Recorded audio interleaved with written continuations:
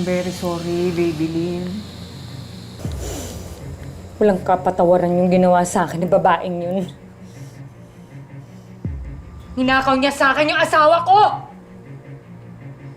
Ni hindi man lang nagawang magparamdam sa akin ng anak mo! Ng asawa ko!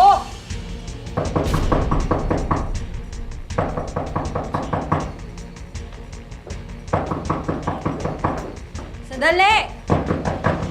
Nasaan si Baby Lynn? Kuya! Teka na, uwi na tayo.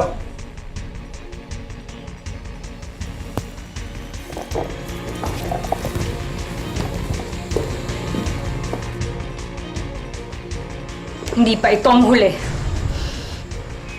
Lintik lang ang walang ganti. Sisiguraduhin kung babalik sa akin si Alcris. Buhay man siya or patay.